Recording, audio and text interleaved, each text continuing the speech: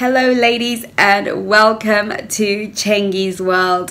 For those of you who are new to my channel, I am Chengi and you, my precious one, are my angel. Today is Women Ask Wednesday. Whoop, whoop. And today I will be answering your questions. So make sure that if you are new, you subscribe, hit the notification bell so that we know it's for real.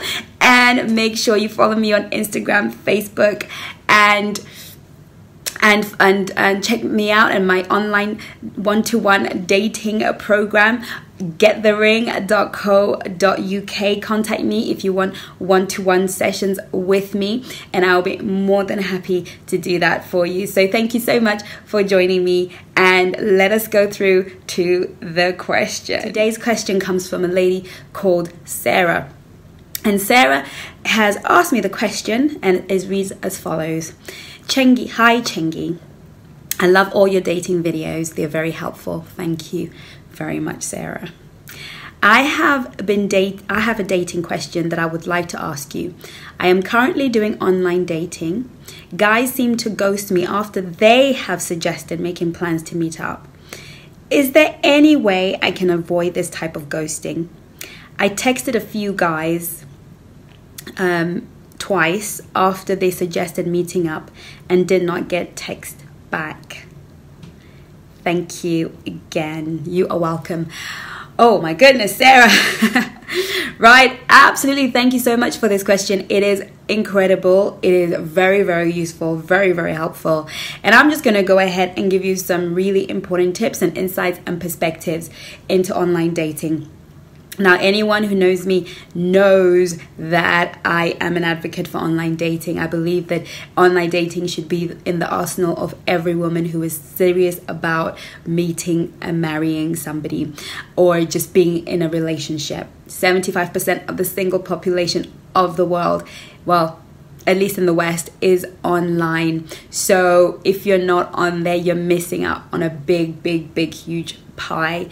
It's a great place to meet people, to make friends, and there's so many dating websites, and you just have to decide what it is you want, who you want to meet, and the caliber of person you want to meet, and then look through the websites that work for you. And perhaps I'll do a video on the different websites and the pros and cons and what I think about each and every one of them. However, despite and regardless of the website, unfortunately or fortunately, there are human beings on the other side of the screen with all of the flaws that come with our humanity. Now, the online dating world is particularly different and needs a particular set of skills because it is a high-paced environment. It is a highway. Cars, people are moving at the speed of light. Things are at a fingertip. Before growing up, we know we had to, the boys had to cross across the field to come and talk to the girl, and the girl had to, there was work to be done to meet somebody. But now you can be in front of your sofa, flicking channels, having coffee, even multiple talking to a maid whilst answering somebody on your online dating profile. It takes so little work, and as a result we have become, like I've said in some of my other videos, how social media and technology has affected the way we relate to one another. We have become blasé and not thoughtful because we can just disappear on the other side. Now, there are a few things that I just want to highlight to you in this video that I hope will be very, very, very, very helpful to you, Sarah, and to every woman watching and is online. I have said this before, 99% of dating and success in dating really does come down to your selection process.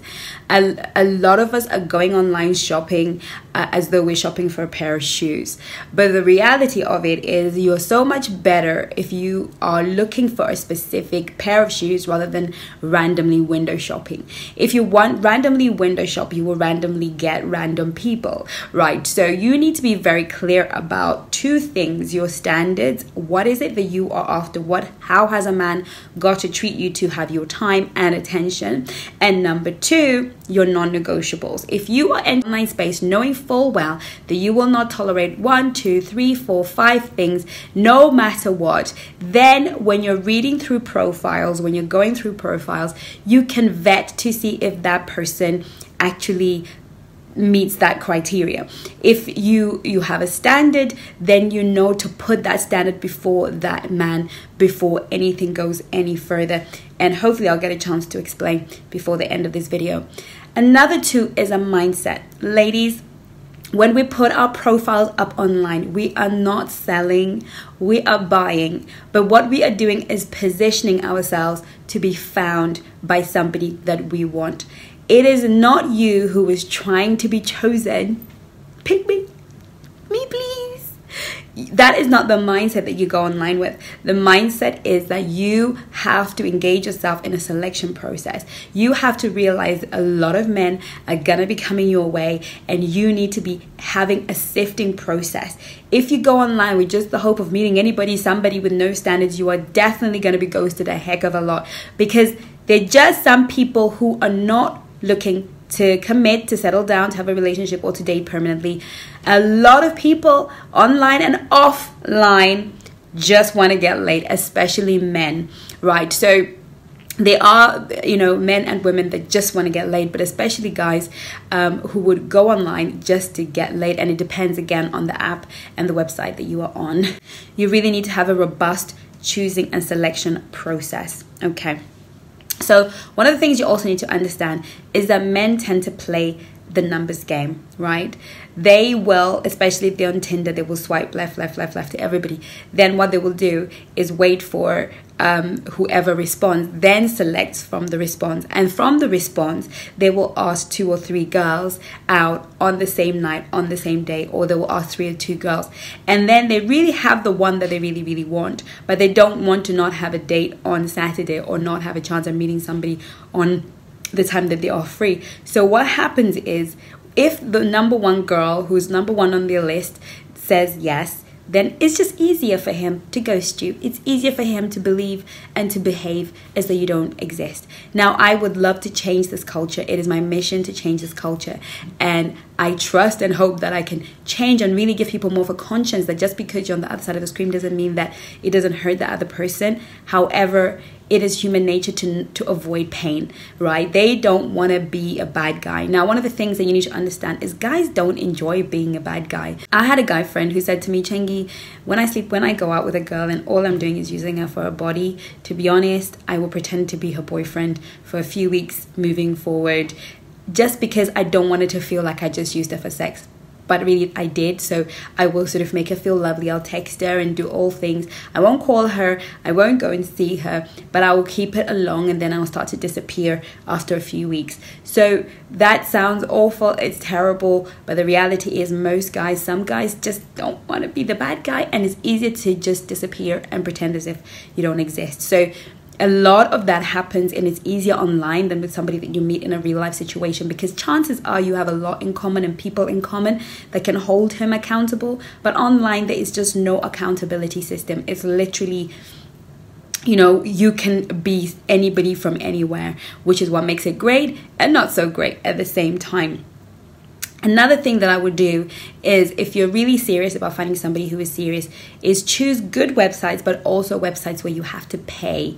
I really recommend having, when I was online, I would have some free, sort of apps, but I would always have one that I subscribed to. I always had one that I subscribed to monthly and paid for. And the difference in the caliber of men, because those men who are prepared to make a financial investment to meet somebody are not necessarily more serious, but they're more intentional about what they're trying to do. So you want guys who are a bit more intentional, guys who want to invest in quality.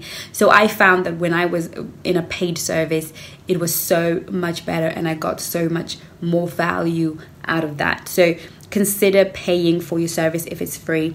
So we've spoken about your robust vetting system, and also look at your profile. Look at what you have got up on your profile. If it is pictures of you looking all sexy out of a club, in a pub, guys are generally the guys that are looking for a good time only situation are gonna gravitate towards you. Make sure your pictures are more holistic about who you are, about your hobbies, about the things that you enjoy. I've done videos on this channel about online dating. So I will either link them in the description box, or you can just go on my channel and look for the videos that I've done on online dating, and we'll talk more and talks more about the pictures that you put up and also what you write on your profile. Again, I've done videos on that. So if you are clear about the sort of person that you are and the sort of person that you're looking for, you will eliminate a lot of time wasters and chances and people playing the numbers game.